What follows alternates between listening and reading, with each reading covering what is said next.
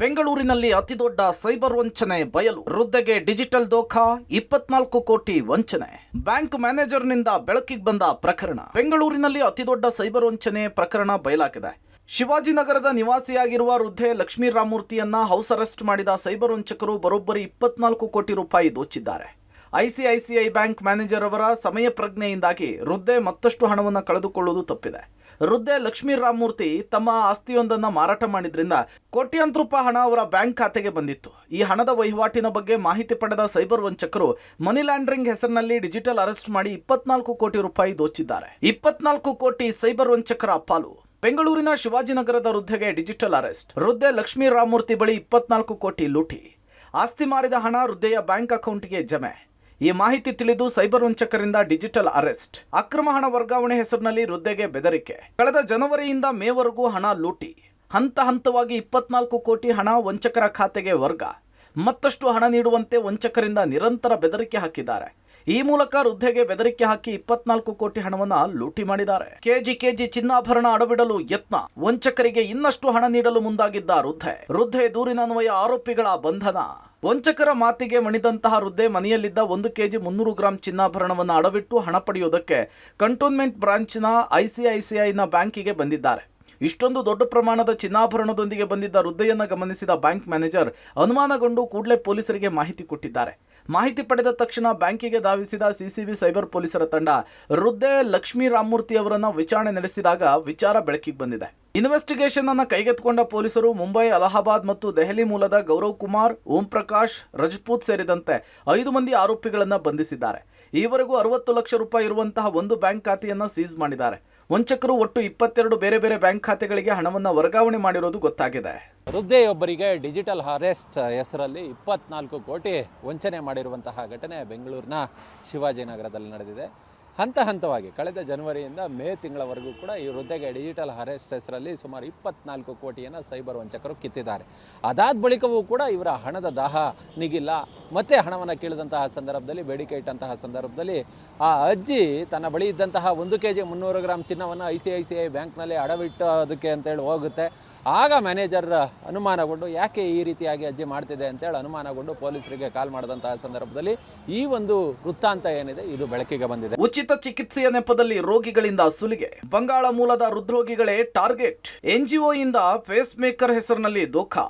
ಕಾಡುಗೋಡಿ ಮೂಲದ ultra life in emergency ಎಂಬ NGO ಸಂಸ್ಥೆಯು ಉಚಿತ ಚಿಕಿತ್ಸೆ ನೀಡುವ ನೆಪದಲ್ಲಿ ರೋಗಿಗಳಿಂದ ಹಣ ವಸೂಲಿ ಮಾಡ್ತಾ ಇದೆ ಎನ್ನುವ ಗಂಭೀರ ಆರೋಪ ಕೇಳಿಬಂದಿದೆ. ಈ ಸಂಬಂಧ ಸಾಹಿನ್ ಮುಖ್ತಾರ್ ಎಂಬುವರು ಮಹದೇವಪುರ ಪೊಲೀಸ್ ಠಾಣೆಯಲ್ಲಿ 0 FIR ದಾಖಲಿಸಿದ್ದಾರೆ. ULE ಸಂಸ್ಥೆಯ ಮಾಲಕಿ ರೋಸಿ ದಲಾಲ್ ವಿರುದ್ಧ ಪ್ರಕರಣ ದಾಖಲಾಗಿದೆ. ಕಾಡುಗೋಡಿಯ ಬೆಳತ್ತೂರು ಬಳಿ ಇರುವಂತಹ ULE ಸಂಸ್ಥೆ ಪಶ್ಚಿಮ ಬಂಗಾಳ ಮೂಲದ ರೋಗಿಯನ್ನು ಗುರುತಿಸಿಕೊಂಡು ವಂಚನೆ ಎಸಗ್ತಾ ಇದೆ ಅನ್ನೋದು ಗೊತ್ತಾಗ್ತಾ ಇದೆ. ಸಂಸ್ಥೆಯು ಪಶ್ಚಿಮ ಬಂಗಾಳದಲ್ಲಿ ಹೃದಯ ಸಂಬಂಧಿ ಕಾಯಿಲೆಗಳಿಂದ ಬಳಲ್ತಾ ಇರುವ ರೋಗಿಗಳನ್ನು ಸಂಪರ್ಕಿಸಿ ಬೆಂಗಳೂರಿಗೆ ಕರೆತಂದು ಉಚಿತ ಚಿಕಿತ್ಸೆ ಕೊಡಿಸುವುದಾಗಿ ನಂಬಿಸುತ್ತೆ. ಆದರೆ ಬೆಂಗಳೂರಿಗೆ ಬಂದ ನಂತರ ರೋಗಿಗಳಿಗೆ ಬೆದರಿಸಿ ಒತ್ತಾಯಪೂರ್ವಕವಾಗಿ ಚಿಕಿತ್ಸೆ ಪಡೆಯುವಂತೆ ಮಾಡಿ ಆ ನಂತರ ಲಕ್ಷಾಂತರ ರೂಪಾಯಿ ಹಣ ವಸೂಲಿ ಮಾಡಲಾಗ್ತಾ ಇದೆ ಅಂತ ದೂರಿನಲ್ಲಿ ತಿಳಿಸಲಾಗಿದೆ.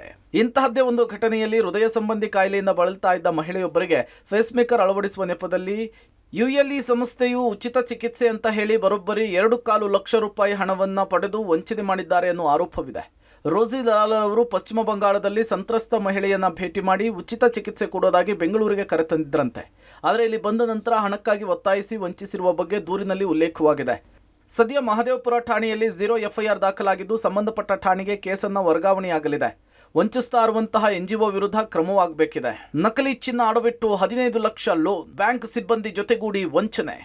ಬ್ಯಾಂಕ್ನಲ್ಲಿ ಸಿಬ್ಬಂದಿ ಜೊತೆಗೂಡಿ ನಕಲಿ ಚಿನ್ನವನ್ನು ಅಡವಿಟ್ಟು ಲಕ್ಷ ಲೋನ್ ಪಡೆದ ಪ್ರಕರಣ ವರದಿಯಾಗಿದೆ. 3 ಜೊತೆಗೂಡಿ ಬ್ಯಾಂಕ್ ಸಿಬ್ಬಂದಿಯಿಂದಲೇ ದೋಖಾ ಮಾಡಲಾಗಿದೆ. ನಕಲಿ ಚಿನ್ನ ಅಡವಿಟ್ಟು ವಂಚನೆ. ನಕಲಿ ಚಿನ್ನ ಅಡವಿಟ್ಟು ಲಕ್ಷ ಲೋನ್. ಬ್ಯಾಂಕ್ ಸಿಬ್ಬಂದಿ ಜೊತೆಗೂಡಿ ಲೋನ್ ಪಡೆದು ವಂಚನೆ. ವರ್ತೂರು ಕರ್ನಾಟಕ ಬ್ಯಾಂಕ್ನಲ್ಲಿ ಘಟನೆ. ಬ್ಯಾಂಕ್ನಲ್ಲಿ ಚಿನ್ನ ಮೌಲ್ಯಮಾಪಕರಾಗಿದ್ದ ರವಿಕುಮಾರ್, ಮೋಹನ್ ರೆಡ್ಡಿ, ಕೇಶವ್, ಮಹದೇವ್ ಸೇರಿ ಕೃತ್ಯ. ನಕಲಿ ಚಿನ್ನ ಅಡವಿಟ್ಟು 15 ಲಕ್ಷ ಸಾಲ ಪಡೆದಿದ್ದ ರವಿಕುಮಾರ್. ನಕಲಿ ಚಿನ್ನ ಪರಿಶೀಲನೆ ನಡೆಸದೆ ಲೋನ್. ಬ್ಯಾಂಕ್ನಲ್ಲಿ ಚಿನ್ನದ ಬಗ್ಗೆ ಆಡಿಟಿಂಗ್ ನಡೆಸಿದಾಗ ಸತ್ಯ ಬಯಲು. 3 ಖಾತೆಯಲ್ಲಿದ್ದ ಚಿನ್ನ ನಕಲಿ ಅಂತ ಪತ್ತೆ. ಬ್ಯಾಂಕ್ ಅಧಿಕಾರಿಗಳು ದೂರು ಕೊಟ್ಟ ಬೆನ್ನಲ್ಲೇ FIR. ಸಿಬ್ಬಂದಿ ರವಿಕುಮಾರ್, ಲೋನ್ ಪಡೆದ 3 ವಿರುದ್ಧ FIR ದಾಖಲು ಮಾಡಲಾಗಿದೆ. ಇನ್ನು ಘಟನೆ ಬೆಳಕಿಗೆ ಬಂದ ನಂತರ ಚಿನ್ನ ಮೌಲ್ಯಮಾಪಕ ರವಿಕುಮಾರ್ ಸಂಪರ್ಕಕ್ಕೆ ಯತ್ನಿಸಲಾಗಿದೆ. ಆದರೆ ಫೋನ್ ಸ್ವಿಚ್ ಆಫ್ ಮಾಡಿಕೊಂಡು ರವಿಕುಮಾರ್ ಸಂಪರ್ಕಕ್ಕೆ ಸಿಗಲಿಲ್ಲ. ಹೀಗಾಗಿ ಚಿನ್ನ ಅಡವಿಟ್ಟ 3 ವಿಚಾರಣೆ ಮಾಡಲಾಗಿದೆ. ಈ ವೇಳೆ ಸಿಬ್ಬಂದಿ ರವಿಕುಮಾರ್ ಕುಮ್ಮಕ್ಕಿನಿಂದ ಚಿನ್ನವನ್ನು ಅಡವಿಟ್ಟಿದ್ದು ಬೆಳಕಿಗೆ ಬಂದಿದೆ. ಸದ್ಯ ವರ್ತೂರು ಪೊಲೀಸರು ಇನ್ವೆಸ್ಟಿಗೇಷನ್ ಚುರುಕುಗೊಳಿಸಿದ್ದಾರೆ. ಬೇಲಿಯೇ ಎದ್ದು ಹೊಲವನ್ನು ಮೇಯ್ದಂತಹ ಸ್ಟೋರಿ ಇದು. ಚಿನ್ನವನ್ನು ಪರಿವೀಕ್ಷಣೆ ಮಾಡೋದಕ್ಕೆ ಅಂತೇಳಿ ಬ್ಯಾಂಕ್ ನೇಮಿಸ್ಕೊಂಡಿದ್ದಂತಹ ವ್ಯಕ್ತಿಯೇ ನಕಲಿ ಚಿನ್ನವನ್ನು ತರಿಸಿ ಬ್ಯಾಂಕ್ನಿಂದ ಲೋನ್ ಕೊಡಿಸಿರುವಂತಹ ಘಟನೆ ವರ್ತೂರಿನಲ್ಲಿ ನಡೆದಿದೆ. ವರ್ತೂರಿನ ಕರ್ನಾಟಕ ಬ್ಯಾಂಕ್ನಲ್ಲಿ ಈತ ರವಿಕುಮಾರ್ ಅಂತೇಳಿ ಕಳೆದ 3-4 ವರ್ಷಗಳಿಂದ ಈ ಚಿನ್ನ ಪರಿವೀಕ್ಷಕನಾಗಿ ಕೆಲಸವನ್ನು ಮಾಡ್ತಿದ್ದ. ಇತ್ತೀಚೆಗೆ ಆತ ಒಂದಷ್ಟು ಈ ನಕಲಿ ವ್ಯಕ್ತಿಗಳನ್ನು ಕರೆಸಿ ನಕಲಿ ಚಿನ್ನವನ್ನು ಕೊಟ್ಟು ಅವ್ರ ಮುಖಾಂತರ ಕೊಡಿಸಿ ಈತ ಇಲ್ಲ ಇದು ಅಸಲಿ ಚಿನ್ನ ಅಂತೇಳಿ ಬ್ಯಾಂಕಿಗೆ ನಂಬಿಸಿ ಅವರಿಗೆ ಲೋನನ್ನು ಕೊಡಿಸಿದ್ದ. ಇದು ಹೇಗೆ ಬೆಳಕಿಗೆ ಬಂತು ಅಂತೇಳಿ ನೋಡಿದಂತಹ ಸಂದರ್ಭದಲ್ಲಿ ಪೊಲೀಸರು ಈ ಬರೋದಕ್ಕೂ ಮೊದಲು ಪೊಲೀಸ್ ಸ್ಟೇಷನ್ಗೆ ಕಂಪ್ಲೇಂಟನ್ನು ಕೊಡೋದಕ್ಕೂ ಮೊದಲು ಬ್ಯಾಂಕ್ನ ಮ್ಯಾನೇಜರ್ ಆಡಿಟನ್ನು ಮಾಡಿಸ್ತಾರೆ. ಆಡಿಟಿಂಗ್ನಲ್ಲಿ ಒಂದಷ್ಟು ನಕಲಿ ಗೋಲ್ಡ್ ಇದೆ ಅನ್ನೋದು ಗೊತ್ತಾಗುತ್ತೆ. ಆ ಬಳಿಕ ಪೊಲೀಸರಿಗೆ ದೂರನ್ನು ಕೊಡ್ತಾರೆ. ಪೊಲೀಸರ ವಿಚಾರಣೆಯಲ್ಲಿ ಈತ 3 ಬ್ಯಾಂಕ್ಗಳಿಗೆ, ಕರ್ನಾಟಕ ಬ್ಯಾಂಕ್ಗಳಿಗೆ ಇದೇ ರೀತಿಯಾದಂತಹ ವಂಚನೆ ಮಾಡಿದ್ದಾನೆ ಅನ್ನೋದು ಗೊತ್ತಾಗಿದೆ.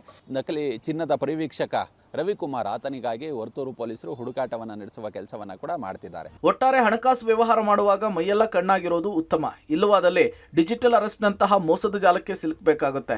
ಬ್ಯಾಂಕ್ ಸಿಬ್ಬಂದಿಯೇ ಮೋಸ ಮಾಡಿರೋದು ನಮ್ಮ ಕಣ್ಣನ್ನು ನಾವೇ ನಂಬದಂತಾಗಿದೆ. News desk, public TV.